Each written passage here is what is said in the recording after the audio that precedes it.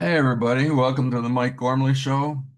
We are honored to have a great guest today, a gentleman named Stewart Copeland, who you may know from a band called The Police, but there's a lot of other stuff going on in that guy's studio and mind.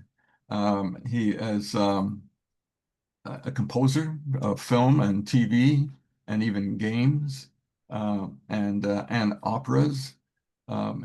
It's way beyond being one of the best drummers in the world, and I say that with truth in my speech. But anyway, hello, Stuart. Well, hello, Mike. We go way back. For your listeners' sake, Mike Gormley and I go back 100 years, back into even unto the 70s. Do we go back? Oh, that's true. And No, when you were just a young manager of rock bands, Bangles, Go-Go's, Wall of Voodoo, yeah, not the Go-Go's. not the Go-Go's. No, they How'd were they on get our away? era. I don't know. I saw them running around that A&M lot a lot, but never worked with them. But I talked to them a few times. But no, Yeah, the Bangles and Wall of Voodoo and Oingo Boingo. yeah. So, and you were taking over the world with the Police at that time, more in the 80s than the 70s. Well, the end of the 70s, we're kind of on the cusp, as a matter of fact. So it's a drag for us. We're not the king of the 80s and we're not the king of the 70s. We're All the right, king of the cusp. that's right. Well, cuss better than nothing. Yeah. So tell me, um, well, start in the 70s because you were with the Police mainly in the 80s. But you were in Curved Air. What interests me, and we can talk, of course, about the Police and so on, but you take a jump over to writing operas and things like that. Where'd that start? Was that Curved Air? Or was that later on? How did you get into that sort of thing? Well, I was born on a no, my dad raised me to be a jazz musician, which is why I'm pretty immune to the stuff. And my Mhm. mom, meanwhile, wasn't raising me to be anything, but she was listening to 20th century expressionist composers such as Stravinsky, Ravel, Debussy, and that just got into my brain and stayed there. Then I turned 16 and Jimi Hendrix, and that was it for all that. And it was all about screaming guitar and banging drums. And that got me through my teens and adulthood, even got me to the point where I started a band, gave them a crazy name, The Police, to join the punk bandwagon. We had that whole thing for 8 years of that. And then when that went away, uh, I got my first job as a film composer for Francis Coppola. And Mhm. one fateful day, he turns around and says, because I was playing all the instruments myself, the marimbas, percussion stuff, guitar, rock and roll instruments. And he turns around and says, "This is all great, but we need some strings." Okay. So I call up the contractor and say, "The director wants strings." And the contractor says, "Yeah, sure. How many?" "I don't know. Strings, plural, many, a few, several." So I get these string players, and that was my first experience. I studied music in college, but never saw a sheet of music all the way through my rock and roll years. I mean, how do you get a guitarist to turn the volume down? Put a sheet of music in front of him. Uh, so but when these string players I had to write something for them. So I got a piece of music paper with staves on it and wrote out these chords for them to play. And a couple things. One was it was darned efficient. You get a guitarist in and you spend the afternoon. He brings in 10 different guitars, two Les Pauls, three Stratocasters, something you never heard of, and a whole Fred Astaire of foot pedals. And you have a great afternoon. And I was expecting that with the strings, but no. When I'm talking to him, as I would to a guitar player, okay, this scene here, it's really cool. He's walking away and he looks back over his shoulder and he sees the girl, they're in love, yada, yada, yada. And instead of them looking more enthusiastic, like a guitar, he's saying, okay, that's definitely a Strat. Okay. The string players are looking more and more anxious until one of them puts his hand up and says, Maestro, do you want us to play what's on the page here or whatever the fuck you're talking about? And so I said, play the page. And 20 minutes later, they were done. No afternoon of creative Well, interchange. They were done. Anything else, Maestro? No. So, first of all, man, that's efficient. Just put it on the page and they just play it because it's there on the page. Yeah. Second of all, how beautiful is that? Way prettier than my string synthesizer. And so on that fateful day, I began my journey with the symphonic orchestra. And that was maybe 30, 40 years ago. And I went through life, I went through 20 years before the mast as a hired gun, flinty-eyed film composer.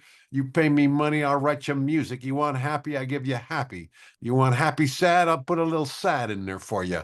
You know, a film composer is not even an artist, you're a craftsman. But boy, did I learn some stuff from being under the harsh yoke of cruel employ, although that doesn't really apply to Francis Coppola. He's the most genial of bosses. Uh, I learned how to write for orchestra. And after 20 years of doing that, I loved the work, hated the business. Working with directors is great. Working with studios is hell.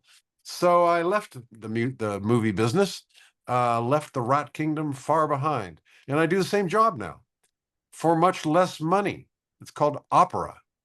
Uh-huh. It's music telling a story, and there's a story on stage, but it's driven by the music. And unlike in film, in opera, the composer is boss. Because lucky for me, most of the opera composers are dead. And they, you know, in opera world, they argue about what Mozart wanted. What was Puccini's intention here? And they argue. Well, I can walk into the room and resolve that dispute. Hello, here's what the composer wants. And so they have this tradition of the composer being the center of the opera universe. Sure. That works for me really well. And in opera, you have to drink the Kool-Aid to enjoy that kind of singing, which I have and I do, but I do understand those for whom it does not work. But the opera company is a building with a stage and a pit for the orchestra and the singers on salary and a front office and all these resources where I get to go in there and just art for art's sake. There's, you know, the business model is to lose money. It's just to do something cool. And it's all these resources. And I don't write opera in the same way that Puccini did. I write my own darn stuff with my own darn style. And that's where I live now. The pay is crap. Fortunately, all my kids are all the way through college and everything, so I can afford this. And I live very simply, so I can afford the luxury of just writing cool shit. Well, that's quite a story given where you started. But yeah, what I don't, I mean, writing opera, you can just say that, but that's what's that's complicated, is it not? It's technical, yeah. And And it didn't come. By the way, I've written 7 now. yeah, I was going to ask on And that. there've been a few fits and starts, and the first ones were not so successful. I'm getting better at it though, learning all the time. You sound very happy with talking about this stuff, talking about opera. You sound like it's a good time for you. Oh man, it's I get to work at home, and my, you know, a show for me, I show up and I sit in the back row and drink tequila and get high and say, yeah, sounds great, guys, but I don't have to do anything. Although I do also bang my drums occasionally.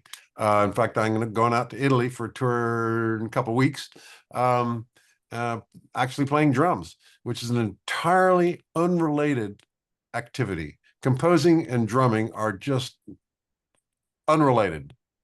Well, an interesting point, is that it's not like a guitarist, like a rock guitarist or keyboardist or something like that went on to play something else. The drummer went on to play or write opera and TV shows and whatever it might be. And it's a surprise to people, I would say. Uh, yes.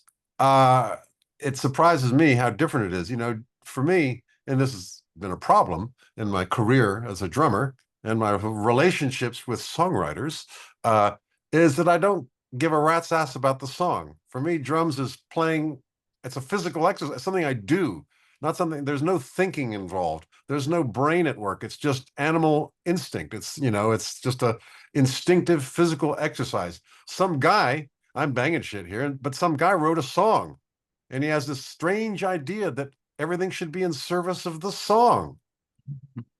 Sure, fine if you're the songwriter, but if you're a guy who just bangs shit for the fun of it, I don't care about your song. I care about the riff. I care about the rhythm of the vocals and everything. But you can see how this would set up a clash with a songwriter. Uh, And so shoot me. When I'm playing drums, I do it out of instinct and I'm not thinking about it. Now, the composer guy, so the drummer is this Neanderthal type with my knuckles dragging on the ground. But the composer dude, also me, is much more calm, kind with children, even intellectual, dare I say. The brain is actually at work in composing opera, and I'm completely malleable. My years as a film composer, you want it happy, you want it sad, you want it happy sad. I can do all that. As a drummer, you start giving me notes. I want it happy, and I say, okay, I'll try, but I forget. As soon as I'm banging shit, I forgot what you told me, and I'm just doing it out of instinct. uh, Two different guys. you hit on something though, kind of interesting that I heard you say in an interview once that when you're in the studio, we're going back to the police days now. When you're in the studio and you're a drummer, you you didn't necessarily know what they were going to play when you played. I mean, No, it wasn't like a rehearsal or anything. It was just okay, now play, let's go. That's true. And this is often the case for drummers. I played on a famous Peter Gabriel album. In fact, I got a couple platinum albums out of it. But when I was recording it, he hadn't written the song yet. We were just doing grooves. He hadn't written any lyric yet. We just recorded these grooves and he cut them up and made a record out of it. And when the record came out, says here I'm on the record. Well, which track? Because I didn't recognize any of them because he hadn't written Red Rain yet. We just had some grooves that he strung together, and then he wrote the song. So in the Police, apart from the first album, um, we did not rehearse before going into the studio. We would go into the studio with some songs, and we would figure them out right there in the studio and record them on the spot. Um, and so, particularly the last two or three albums, Stingo would reveal his songs on an as needed basis. And so he'd pull out a song. Cool, that's great. Let's play that. And he'd be showing Andy the chords, about 20 minutes. Okay, fine, he's got it. Andy gets it pretty quick. Okay, let's do a take. And I'd go and play my drums and we'd do a take. And okay, this is the first time I heard the song 20 minutes ago, and I'm just coming up with something. And we play the first take. Well, I didn't get into the chorus right. Let's do another take. Maybe 2 or 3 takes, but we usually ended up with the second take because it just had the sizzle. And Mhm. so whatever I came up with right there on the spot, spontaneously, that's on the record. And the other stuff, the guitars, the vocals, everything else, they got to redo all that stuff. They spend the next 2 months finding the right Stratocaster, the right foot pedal, Stingo working with all that work that he did on getting the vocals just perfect and all the harmonies that he did and everything. That would take months or a month. Whereas the drums went down, that's shoot from the hip. This is what you get. Hope you like it. And as I've said before, the combination of them being impatient and me being lazy meant that, okay, let's go with take 2. Uh, or you went home. No, I didn't go home. I stayed there to hassle them while they were doing their parts. Okay. All right. We're going to hear, and we're going out to commercial now. We're going to hear an interesting version of Every Breath You Take, which does not involve any of the people you referred to except yourself. But it is with Ricky Cage, who is an Indian great composer and musician and a vocalist. And we're going to work on this name. Okay, you ready? Zanele Ngweni, you think? Yeah, well, she's South African, Yeah, Zulu, and yeah. that's the language. This is in Zulu. And Ricky Cage was the producer who found all these different singers. It's an orchestral album that I recorded, actually, of Police songs in English. But then I got this wild idea to do it in Chinese, in Hindu, in Zulu, Armenian, and all these different kind of world versions of it. In Where fact, are that's those things? Where are they? Are they available anywhere? oh yeah, this is an album called Police Beyond Borders. Okay. All right, wonderful. Well, let's listen to a bit of that as we roll out to a commercial, and we'll be back in a minute to the Mike Gormley Show today featuring Stewart Copeland.